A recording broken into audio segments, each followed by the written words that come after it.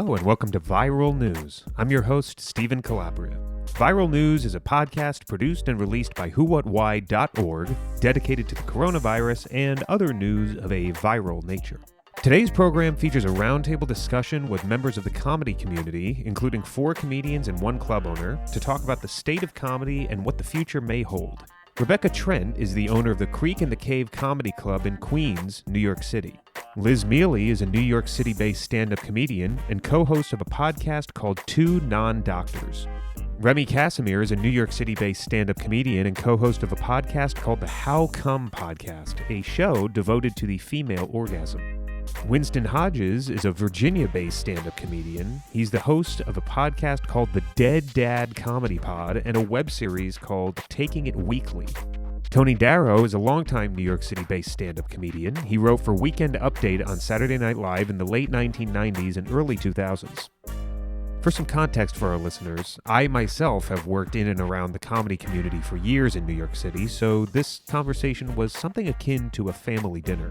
Here's our talk about the state and future of comedy and pretty much everything else.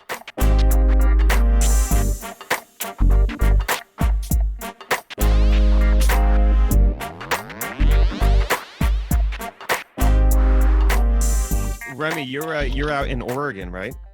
Yep. And I guess you're staying there for the foreseeable future? I guess, but also I read that people have been making record time driving across the country, and I've wanted to bring this car back anyway. Well, I'm sure. There's no traffic, that's for sure. Yeah. You would get back in like a day. Wow. People said 22 hours is what it's been. Whoa. Well, versus that's a not normal possible. 56. Yeah, there's no way you make it in 22 hours. It's 3,000 miles. I drove my sister from Jersey to LA 4 years ago, and we did it all in the morning. So we would wake up at 3 a.m. every day, and we would do 10-hour days. So we would do about, That's great. 3, we kept going. I had really bad food allergies and issues, so I couldn't have fast food. And everywhere is like what New York is now, where everything shuts down at 6 p.m. And you're like, cool, all I can have is fast food. So we did everything really early, and that was there was no traffic, nobody's at gas stations. I would think you could do it it just depends on how long you want to drive in a day. I feel like I could do a lot. As long as I have a ton of weed, and I do, it's accessible as fuck here and cheap, and you're in Oregon. And company. You're driving high. Yeah, so you're gonna be doing 27 miles an hour across the country. That's take insane. By the time you get back, coronavirus will be over. Yeah, I think you could, especially because me and my sister would go back and forth. I would drive 4 hours. That's the best thing you can do is you don't try to drive as much as you can until you get tired. Everybody does 4, no matter if they're tired or not. So you want to come back to New York? For the only reason being, I find it a little difficult to be a guest in someone else's home for this amount of time. I'm sure. And also, I miss my cat. Right. You should, dude. I had this talk with 2 friends that are somewhere else, and I'm just like, yes, we're in the epicenter, but as long as you're not a moron, I don't think it's any different than being anywhere else. Just fucking put a mask on, wear your gloves, wash your hands, don't make out with anybody. I think it's better to be comfortable than, like you said, be a guest somewhere else and just be make this quarantine 8 times worse. Yeah. Well, plus also, I think for myself, the first couple of weeks, I got home on the 21st of March. When I left, I came back to a different world. So I just gave myself a couple of weeks to just say, fuck it. I'm going to sit on this couch. I'm going to drink and get high and watch fucking MSNBC and figure it out. And I just gave myself a timeout. I just got to take this all in and figure out what my next move is. And now I feel good. Plus the weather's been bad. When spring comes, I think people will be a lot more productive. I feel like I'm indoors all the time anyway.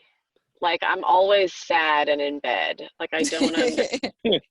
Understand how people's lives. No, but I think this evens the playing field. This levels the playing field. It's I know everybody's sad and depressed, so you should be like, hey, I'm all right. Oh no, I'm thriving right now. I feel because I'm like a Holocaust Jew. I've been waiting for this my whole life. So, hey, welcome everybody to the show. So we're going to be covering stand-up comedy, the future of comedy, and pretty much anything that you guys want to talk about. It's just kind of a comedian's free-for-all. Rebecca Trent, I consider you a comedian because you are funny. Yeah, you're just as let's say fucked up as all the rest of the comedians are, which is a compliment. That was the worst left-handed compliment I've ever heard. It's a compliment with love because Rebecca's like family at this point. So Rebecca, let's actually start with you as the comedy business owner of the crew. Like, what are you thinking? What are you feeling? What are you experiencing? Well, I'm really nervous about the fate of my business. Really nervous about when we're going to be able to do actual festivals again, the loss that we've experienced, and then also the people that we've lost and we haven't been able to congregate, and we haven't been able to like hug each other and cry that, Clint is gone and Vic is gone, and, it's really heavy. And before this is over, we're going to lose more people. And I'm concerned about how many people have left New York, and who's going to come back. Have there been a lot? A lot of the people who are, oh yeah, a lot of people have left.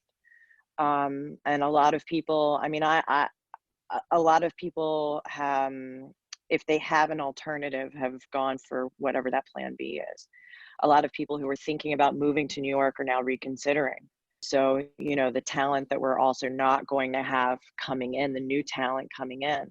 I'm not worried I'm about also that. concerned. I'm talking about people from out of town. I'm concerned about people now waking up and deciding everybody's going to be a fucking comedian, because it seems like everyone's trying out content. There's people who are signing up for online classes for stand-up, and God help us the first 6 weeks once we're out of this.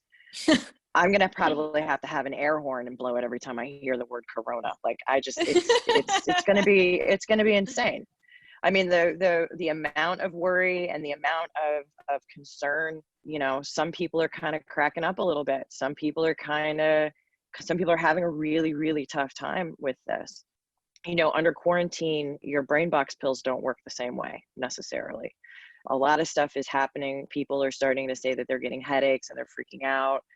An awful lot of comedians are germaphobes. A lot of comics are exactly that. A lot of comics are germaphobes. A lot of comics are hypochondriacs. OCD, anxiety. A lot of OCD, yeah, exactly. Anxiety disorders and stuff. And all of this is just really fucking triggering. So it's a lot of sort of like checking in and just, making sure that people are like getting what they need. There's also a handful of people that are in some really toxic relationships. So they're housed now with people that maybe they don't necessarily want to be around, or like maybe we're better off in small dose or whatever. Yeah, that too. So, there's a lot of that. And then I'm also trying to figure out how to run a restaurant with one employee. And like, it's just, like my boyfriend's doing deliveries and I'm working the counter and packing everything up and doing the curbside pickup stuff. And I've got Jamie in the kitchen, and that's it. So before we continue, can you explain to the listeners what the Creek is? Because I always think of it as more than just no. Like, I think everybody knows by now it's a comedy club, but I've always thought of it as more than just a comedy club. It's like a comedy compound. Like, it's a community. It's more than just audiences and comedians poke their heads in and take in comedy and then leave. It's like, people hang out at the Creek. There are multiple rooms. There's an outdoor deck. How do I brought my cat there once. Yeah. You did? Yeah. We also so how would you explain what to encapsulate what the Creek is? The Creek is, what's that guy's name? Andrew WK called it the CBGBs of comedy. It's basically a comedy spot with a California style I'm the only one restaurant. old enough to get that reference. I got it. We get it. Well, he was the only one who was there. I was the only one that was there. He probably I watched a documentary. Oh my god. Oh my god. I just saw Quaaludes like CBGBs. That's how old I am. Oh man, remember Quaaludes? Yeah, right. We're here for a bag of Quaaludes right now. You I'm can't sure even if you get them, went, man. I've asked. no, you gotta It's look too at hard. you No, gotta they look at stopped your making 'em. parents' boxes now. Like you gotta look through Right. like the same way you used to look for like old pictures. You're just like, I'm sure my mom has some Quaaludes. I know she No, does. it wouldn't be Wonder if good they go anymore. bad though. No, they No, go dude. bad. No, Did no, you guys no, ever see The Wolf of Wall Street? no. The way drugs work is they just become less potent, and you just start to do your own drug math. Well, So yeah, you but it's go, been like 40 years since somebody had Quaaludes. yeah, I but had so you, Quaaludes once, and it was like 3 years ago. Oh, really? yeah, you just Really? it just feels Yeah, like you don't before go on a comedy eBay the way show. we It do. was They sick. haven't made them in like 25 years. Yeah, right, exactly. That's what Yeah, somebody eBay's cooked for. them up in like a bathtub somewhere. Did Right. anyone here ever see the movie The Wolf of Wall Street Yeah. Mm-hmm. with Leonardo DiCaprio? Don't you remember that scene where they get the old Quaaludes and they keep popping them and they thinking that they're old and no good That's anymore? not because they're And then old. Leonardo That's because they DiCaprio. take like 70 Quaaludes. Right, but they just took longer to kick in. That's all. But don't you remember Maybe. the condition they were in when they finally kicked in? Yeah, it's time release Quaaludes. Yeah, Okay, like many conversations with comedians, this one has yeah, veered off into drugs. right. So, Whoa. yeah. So, Remy Casimir, you are out in Portland, Oregon, correct? Yep. Yep. And so, what's the scene like out there? I was just saying to everybody before we started, like the Portland and like Oregonians in general have responded really quickly and well to like stay home and do all these things, like stay on 6 feet apart and wash your hands and all that stuff. They're already very into like recycling and composting and stuff. So they just whipped into shape quickly. And it's weird, like everybody has masks on and stuff. And like I still make friends in line for like 6 feet away because like I miss human contact. So like if you're 6 feet in front of me or 6 feet behind me, like we're having a conversation. And yeah, other than that, it's just like it feels like kind of ghost towny, but like it's nice because we can go to nature and like walk around Are those and forget about it. Japanese gardens open? That's so funny that you asked. So my boyfriend's mom runs the Chinese garden, and Oh, no, okay. the Whoa. Japanese and Chinese garden are closed. That's really Yeah, it nice up there. sucks. I did the Japanese garden. Yeah, it's really nice up That's there. cool. Yeah, no, he's my boyfriend's been doing videos of the Chinese garden so that people can like do virtual walkthroughs instead. But yeah, Really? everything Wow. is That's shut awesome. down. Yeah. So, I mean, by the because you way, can social Online. distance at the gardens. You can stay 6 feet away from people at the gardens. I don't know why they have to be closed. well, especially I Yeah. don't now that know. so few people are going out.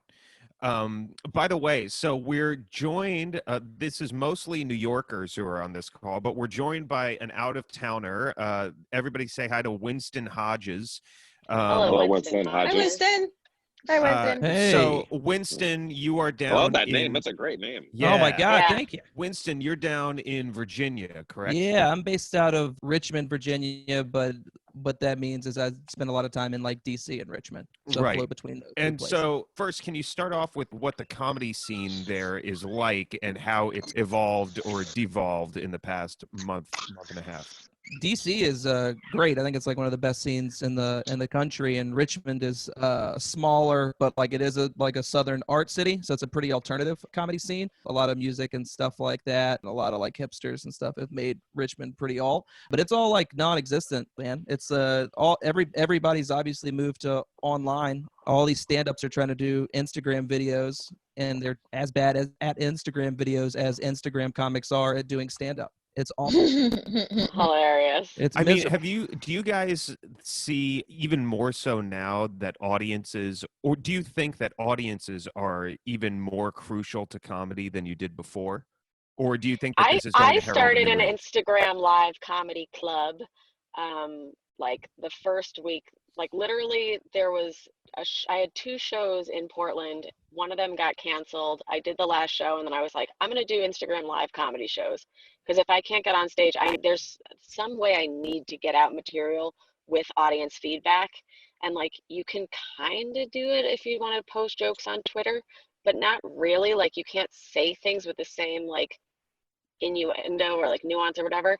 And so like all of my shows have had a laugh track of me laughing with fake laughter as well.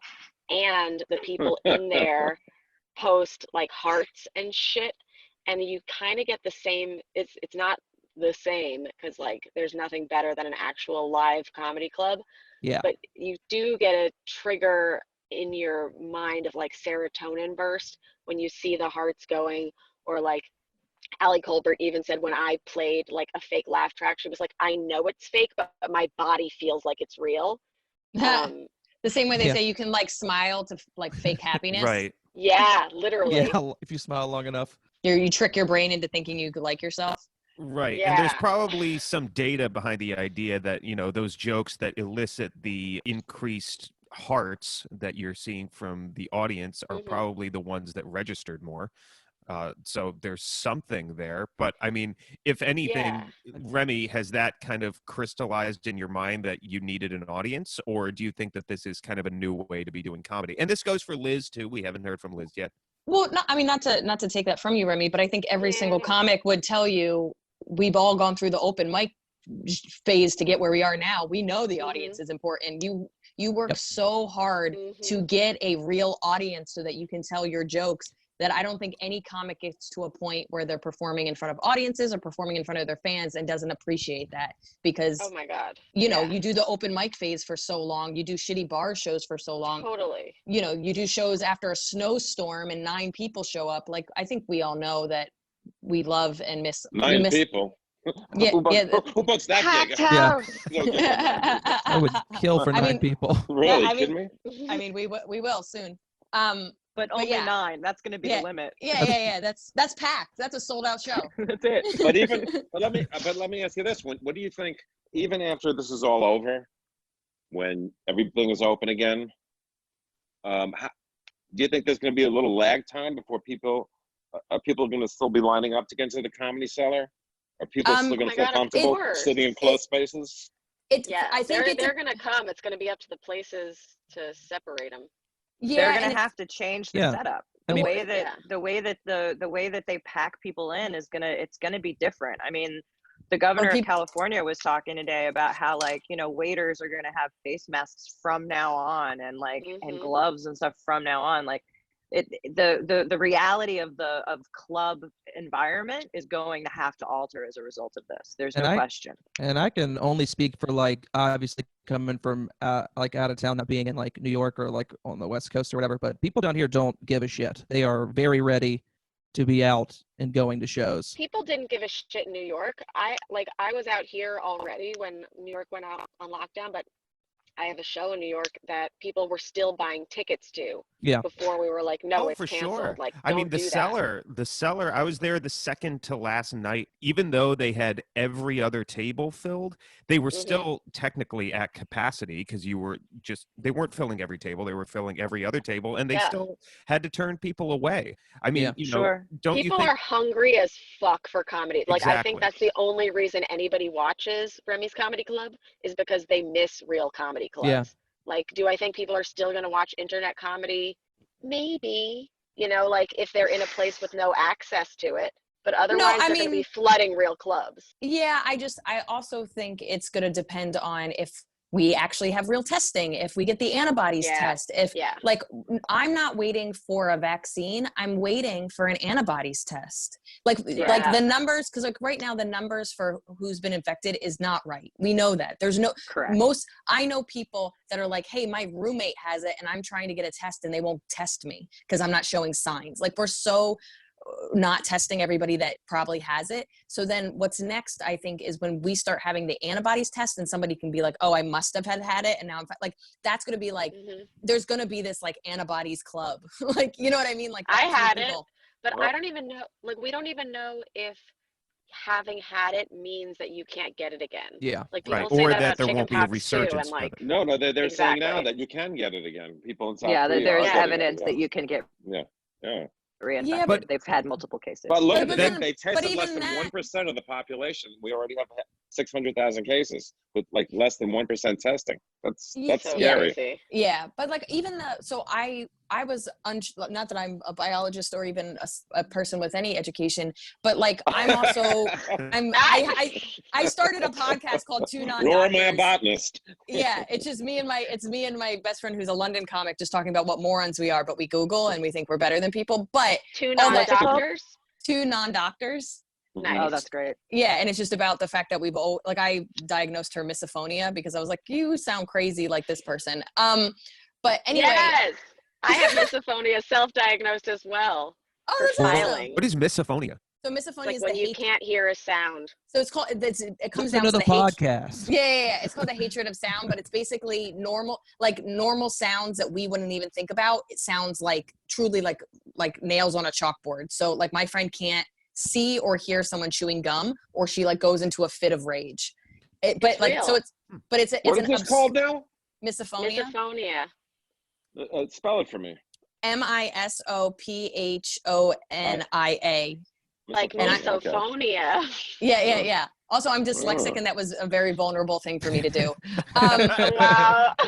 That's literally the scaredest I've been in quite some time. But back to what I was saying, I'm a moron, but the other knowledge is that there's false positives. There's also the way so my parents are veterinarians, so they're slightly smarter.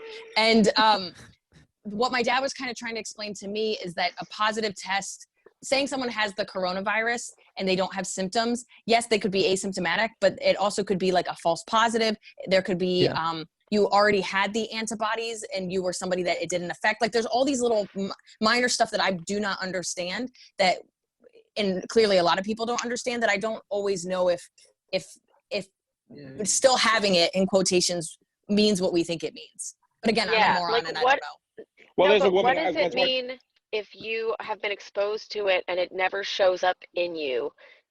Does it still live in you like HPV forever, or like is there like an expiration time? They're saying no, they don't know. They don't know if you have after you have coronavirus, after the symptoms are gone, you can still test positive for coronavirus, even though you don't have it anymore.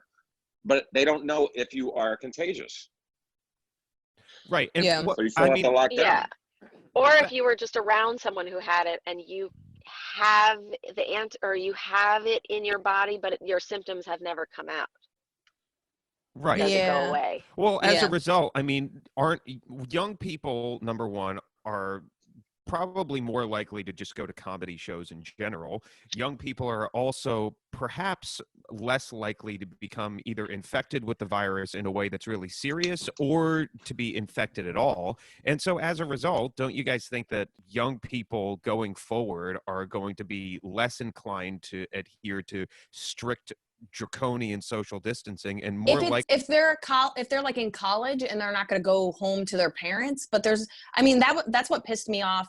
Like I was in Paris a month ago doing a European tour when it just got to Paris, and I was in London when it just got to London. Like it was almost like there's a part of me that's like, I'm pretty sure have you been tested? I know. I've been telling people like I'm patient 0, or patient 1. I don't know how to say that. Anyway, thank you.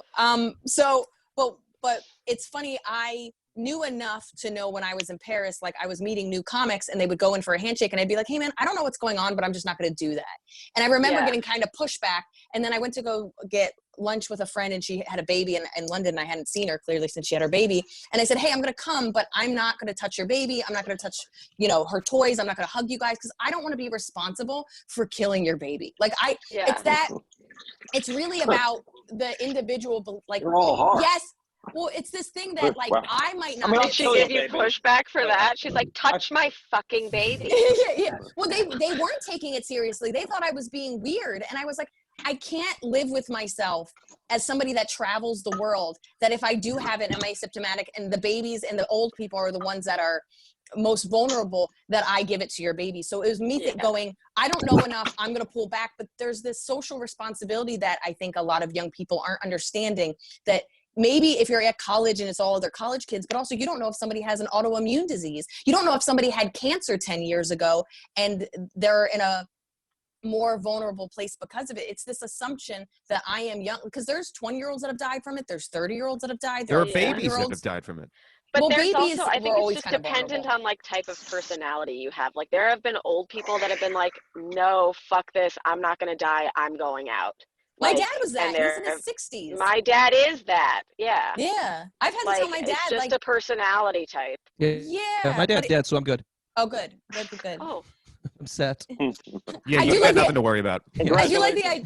Yeah. There's a part of you that before was like sorry for your loss, and you're like, oh man, you're so lucky. Yeah, Yeah, nothing to worry about.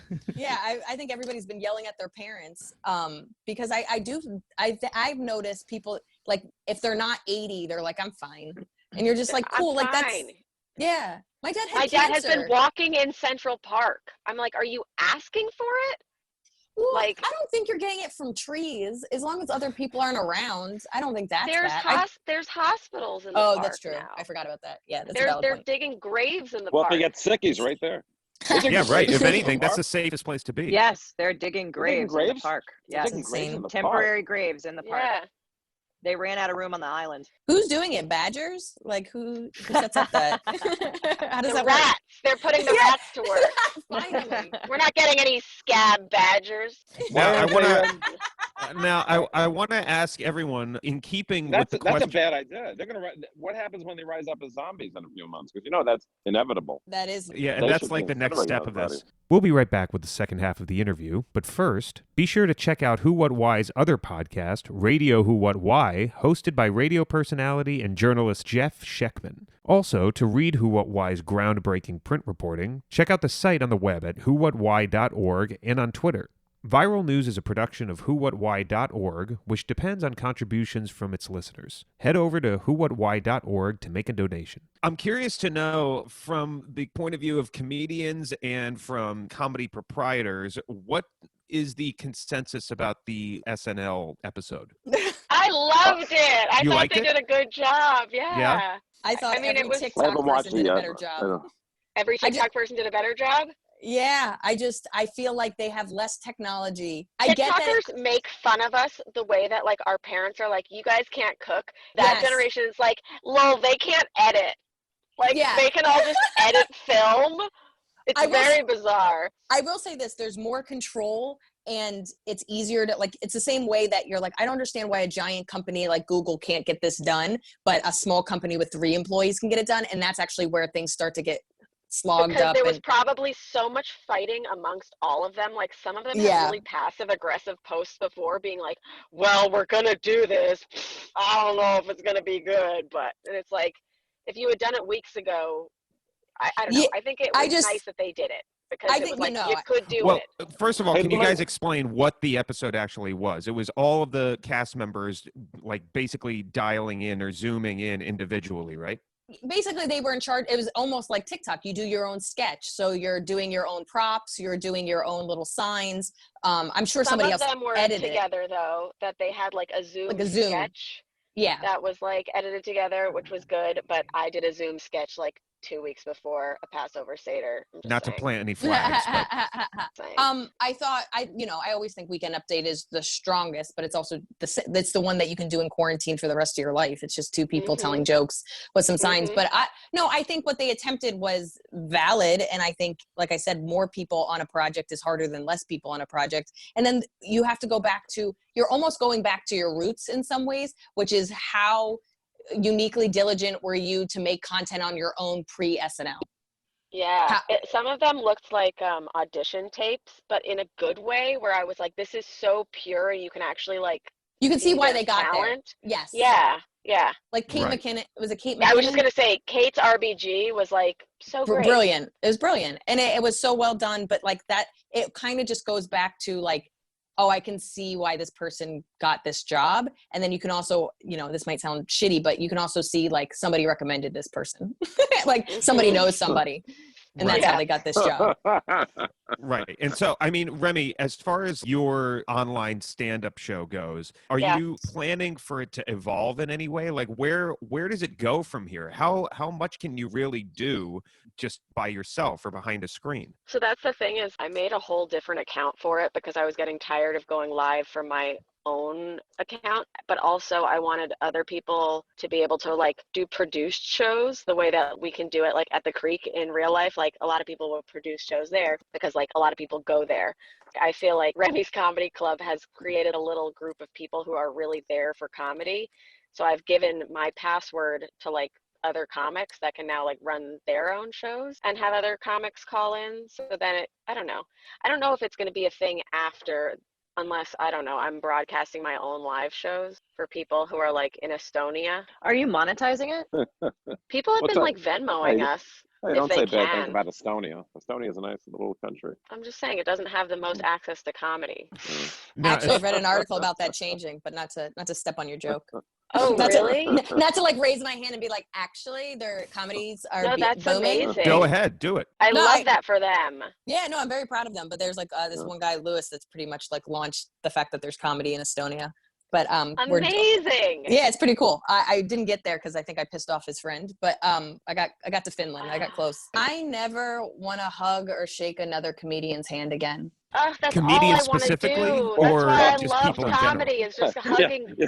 You're not alone. Oh. A lot of people have felt that way for a long time.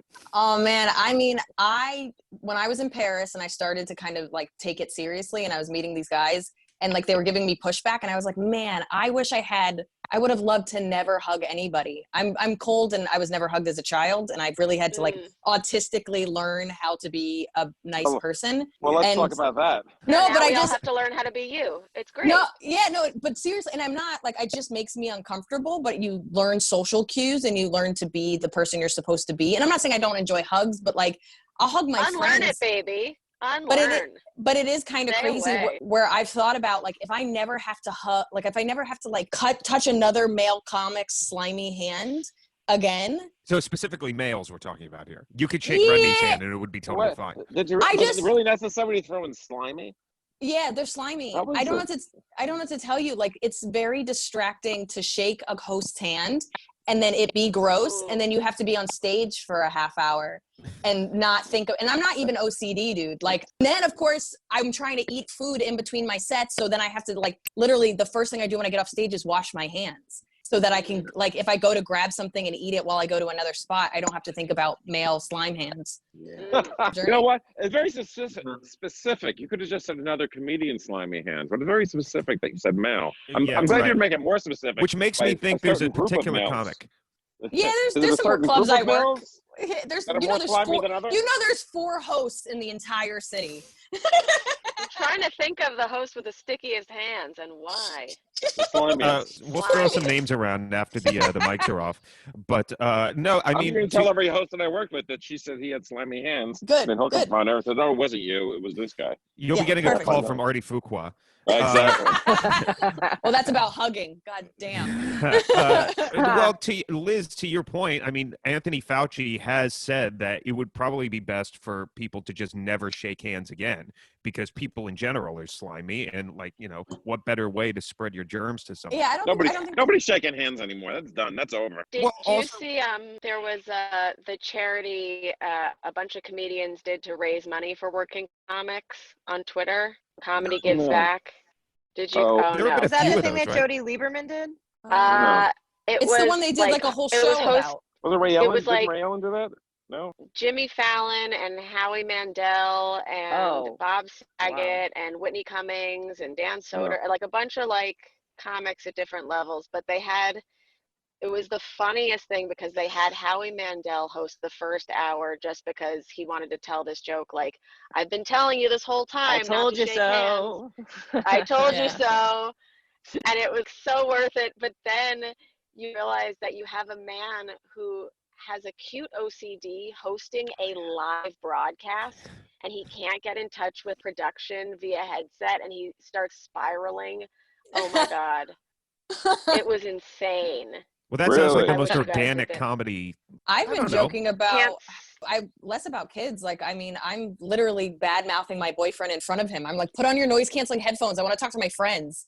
I think the weirdest thing is most comedians don't have, or at least I don't know any comedians that have large houses or apartments. And I don't know how, like, I've done some of like these live shows like Remy's talking about, and it's weird to be doing, like, my boyfriend is a comedian and I feel weird with him in the other room listening me doing jokes. Like, it feels vulnerable. I had to do a promo for something the other day, like for my podcast related. So I'm just talking about come. And like, it's the most hollow house in the world. And I can hear my boyfriend's parents gardening. Like, and I'm just like, hey guys, it's Remy, your neighborhood cum slut, like over and over again. I can't wait for you to become a nun after this. Oh, I can't wait for you to meet Yeah. my parents. Well, I mean, there are people like, Billy Burr who podcast at home, but he's been doing that for 10 years now, and He also probably has a soundproof basement. yeah, right. It's not right. like In his in the guest guest home. room. Yeah.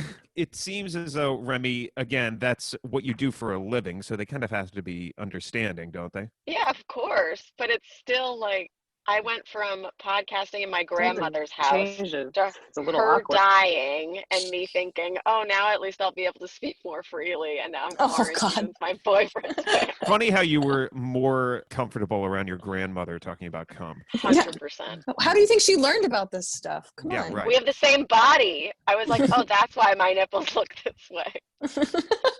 Now, I'm curious, you guys. So if you, and I don't want to get too sappy here, but I mean, this crisis has given me plenty of time to reflect on what I loved about comedy and the stand-up scene in general. What, if anything, has occurred to you guys about what you miss most? And I think about stuff that's really, really small. Just sitting around a table with people at the club, or that one person who walks in and always says the same thing, and it's hilarious. Watching my friends bomb in a good room. I miss it Yeah. more than anything. There's nothing like it where the only laugh is the laugh of the other comics, and it's a real laugh.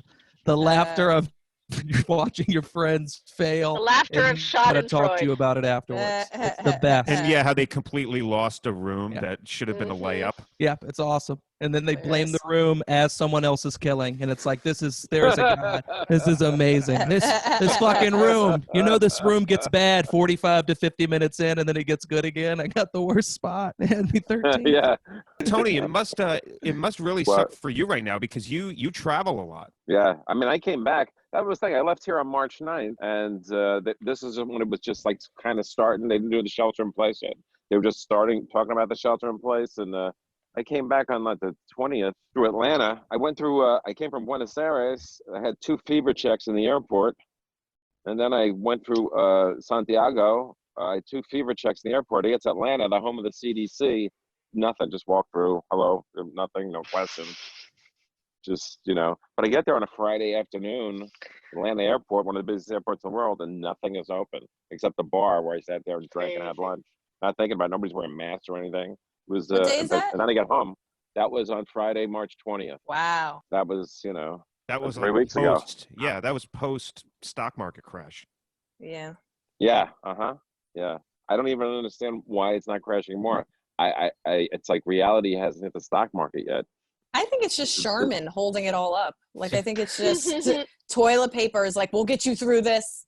Toilet papers and food And bazaars. Netflix and Zoom. toilet paper are in cahoots, and Zoom. No, Netflix. I get Netflix for free with T-Mobile. So how's Netflix? I Didn't don't the know. stock I think it's market get a huge bailout at the beginning of this, right at the beginning? I think that they got $1 trillion or something like that. It happened Who's that? right at the time when we were sheltered in place. The stock Who's market. this? Like the, Yeah. I Oh, don't this is know. Rebecca talking. No, you. I lost you for a second. Who got that influx of cash? The stock market. Oh, the stock think market. that I think that they got a bailout right at the beginning, so they were keeping it artificially afloat for a little while. Right. That's why it hasn't quite gone as bad as it could have. well, have you guys read about the senators that sold off a shitload of stock like a week or Oh two? yeah. yeah. Oh yeah. Well, those guys can burn. Eat the rich. Fuck Well, those okay. On the fucks. one hand, I mean, I'm on with the you. one Eat the hand, rich. I'm with you. if you were in that position and you were reading the news and perhaps you even had more access to reliable information than the average person did, wouldn't you also be I inclined to- would. yeah, it's a human thing. And I mean, would, I but also actually- would I be before- shouting. Sorry. To other people to do that. You have to tell everyone. If you're Yes, gonna do thank it, you, you Rebecca. can, but you have to fucking tell Yeah. everyone. Yes, Yeah. I agree with Rebecca. It's fine that I they agree knew with it, both. but why weren't they shouting from the rooftops? Hey Well, guys, but- this okay. is Well, it wasn't serious. It Yeah. wasn't that they weren't shouting that. They were shouting the opposite. Yes. Exactly right. They were saying, And "Yeah, that's don't worry, what it's makes it nothing. criminal. It's a liberal Oh, hoax." murder them. You know, the fake news. You know, Yeah. it It was wasn't a like they kept money their mouths grab. shut. In the beginning, They they were- turned this into a money grab instead of a health crisis. Yeah, it's I still a money grab. hate them. The chloroquine, whatever that that they're touting. I mean, literally a snake oil salesman. You know, if that drug. Trump says, "I hear good things about this drug." You're not a doctor. What are you talking about? He's not even But a people politician. People take it. Yeah, he's a Honestly, politician, let all right? his people go outside. Yeah. Yeah. I say, you know what? Yeah, go to more church services and Go to and church. club rallies. Tongue and, kiss each other. you Tongue know. kiss your minister. Everybody, one by one. North Carolina is still What? threatening to have the Republican fucking, what is that? The Oh, RNC is supposed to the meet in North convention? Carolina, and they're still Well, going, they "I don't should. know, maybe we'll do it." You know, Well, I mean, the guy that's the head of the what do you call it? The Don't you what's want the them to Tea do Party? it? The So Freedom Caucus. we He says lose we some should of have them? opened up yesterday. Well, they Yeah, want to that's open up right. yesterday. So again, prove it. Get together. Get together at the convention. Well, the president Yeah. also is uniquely loving and adoring of crowds, of Yes. adoring crowds. So, if there's anybody whose appeal is directly tied to his ability to read a room, his just wanting to get up and soak in the adulation, I mean, there's no one with a Yeah. greater interest in having a stadium full of people. But The that's United not House true. press room is not his room. That's for sure. Yeah, but every Yeah, single comedian wants that as well. And we're staying at home. I mean, we're starting online comedy clubs and just tweeting more. Like, why can't you just tweet more nonsense? Like, it just He's kind like of Gallagher not playing to his crowd. You know, Start like, a this is not YouTube gonna work, channel. man. Like, what are you doing? Yeah, It's he's just- got. Doesn't he have Trump News? Does he have like some type of online news network? Well, Does he? Well, he that's- was He's going got to a start a Twitch. radio show, but he decided he didn't want to do it because he was afraid he would have to compete with Rush Limbaugh. Yeah. I got to ask you an important question about that story that I sent you. Okay, I mean, all don't right. you want to see that? Don't you want to see that? Oh, actually, I wanted to ask Liz. I didn't want to ask you because her parents are vets. What story? There was a story in the New York Times the other day about how the rats in New York City and all over the country are being Oh, yeah. their food supply is cut off. Wait, Tony, Now hold that they're thought like one second. nuts. Let me wrap this up. Okay, thanks a lot for coming, everybody. All right, go ahead. What? I was kidding. Go ahead. The rats are, their food supply has been cut off, and all the restaurants are closed. There's no people in New York. Yeah. There's like there's more rats than people in New York City. There might be 15 million rats in New York City, and they're going to war. They're having turf wars, and they're eating their young. Sure. They're resorting to cannibalism. I mean, I got to tell you, Awesome. So, but I wouldn't mind watching like a rat war in Times Square. There's nothing else going on. I mean, that At least TV be show live. is gonna launch in 2 weeks. We Definitely. need rat wars content. going on in Times Square. We Nobody in Times Square. Why Need would they bring it to content. the street? I really think I think they'll bring it up to the street it gets just a little bit warmer. So what are you? Somebody is just gonna get like a little nice thing to hold an iPhone, and they're gonna get beautiful footage, and it's gonna be viral as fuck. Hell yeah, I would watch that. I But would. Watch that. The rat Tony, war? I'm just confused. Like, what are you worried about? The fact that the rats might die? Like, we've been No. trying to do that for years, or that No, they're I'm gonna worried about As thrive? that. Vanessa Hudgens said, yeah, rats are gonna die. Whatever. Is that bad? No, I'm just talking about the actual rat war. Honestly, like I told Steve, and to be perfectly honest, I'd rather watch that than watch baseball. Okay. That was on. Yeah, because it's I would real. put that on. I do say, hey, it. the rat war. What do you? No, I want to watch the rat war. But But okay, Rachel Tony. Maddow's on. Fuck Rachel Maddow. The rat war is just Well, starting. Yeah, you know what Rachel Maddow Maddow 3 was going hours to later. say. I You can know watch what it Rachel 3 hours Maddow's going to later. say. I don't know what's happening in the rat war. Yeah, right, I got money exactly. on that. I mean, are you, first of all, are you watching to see My what fantasy rat ultimately league. happens? Like if one rat emerges victorious, or are you watching with the fear that Oh. eventually they're going to overtake humanity? They are not. Well, they were, They are small. We will Could they not get- could in they New do- York. I mean, really, honestly, could they do any worse than Trump? I mean, really. So I'm If- not worried about that. If the I'm just rat thinking about- council was to and suddenly I'm talking about overtake, like one round. I would think like one team would win. It'd be like a sports league. I think I think a lot of people wouldn't be like rooting for a specific rat. They just like the sport. I think you it's pick a gonna be team. the You pick a next- side.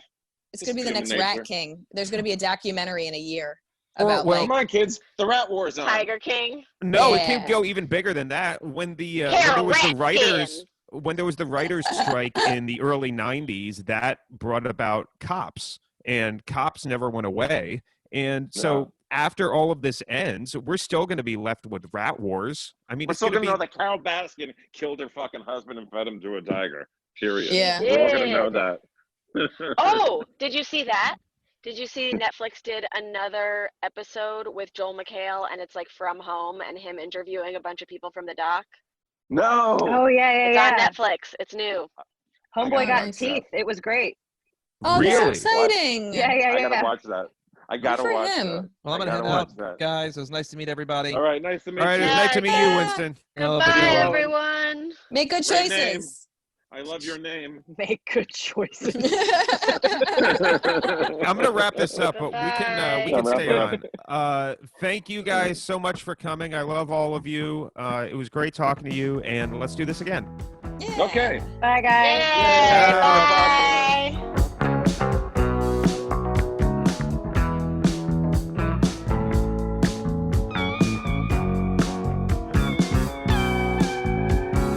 If you like this podcast, please share it and help others find it by rating it and reviewing it on iTunes, Spotify, and wherever you get your podcasts. The show is a production of whowhatwhy.org, which depends on contributions from readers and listeners like you. To make a donation, check out the website at whowhatwhy.org. Once again, I'm Stephen Calabria. Stay safe and stay home.